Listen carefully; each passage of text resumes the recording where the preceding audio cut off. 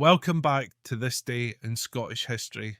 I'm your host, Colin MacDonald, and today, December 13th, we set sail on the remarkable story of Alexander Selkirk, the Scottish sailor whose extraordinary life inspired one of literature's most enduring characters, Robinson Crusoe. On this day in 1721, Selkirk died off the coast of West Africa, concluding a life marked by adventure, survival, and a legendary tale of isolation.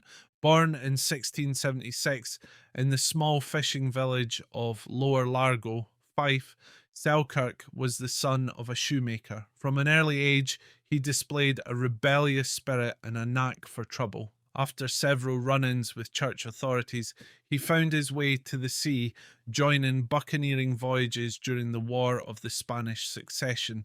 These voyages eventually led him to the South Pacific aboard the Cinque Ports, a ship commanded by Captain Thomas Stradling. In 1704, the Cinque Ports stopped at the uninhabited Juan Fernández Islands off the coast of Chile to resupply. Selkirk, convinced the ship was unseaworthy, demanded to be left ashore rather than risk continuing the voyage.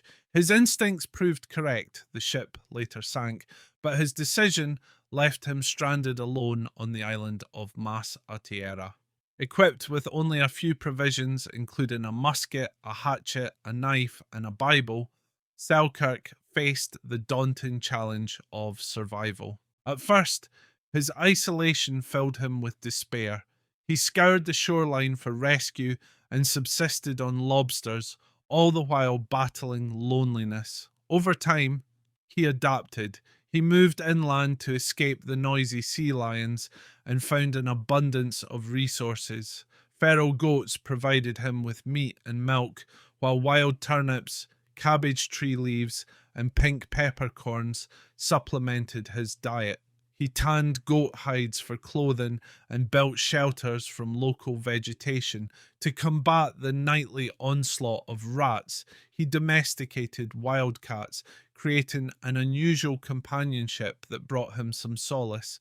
Selkirk's resilience turned his ordeal into a triumph. He survived for more than 4 years, honing skills that made him a master of his environment.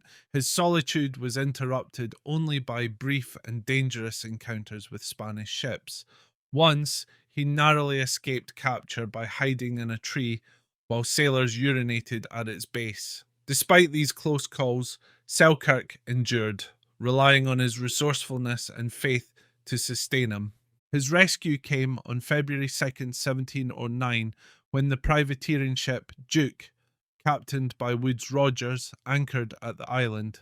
Selkirk was overjoyed to be reunited with other humans, though his years of solitude had made him somewhat awkward in their presence. Rogers, impressed by his vitality and adaptability, referred to him as the governor of the island. Selkirk's skills proved invaluable to the Duke's crew as he helped restore their health by hunting fresh food. Returning to Britain, Selkirk's story captivated the public. Accounts of his experience appeared in print, including in Rogers' book chronicling the voyage. His tale inspired Daniel Defoe's The Life and Adventures of Robinson Crusoe, published in 1719. While Defoe fictionalized the account and relocated the story to the Caribbean, Selkirk's survival and ingenuity formed the backbone of Crusoe's character. Despite his newfound fame, Selkirk struggled to reintegrate into society. Legal disputes over his earnings as a privateer and his restless nature led him back to sea. In 1721, while serving as a lieutenant aboard HMS Weymouth on anti-piracy patrols off West Africa, Selkirk contracted yellow fever.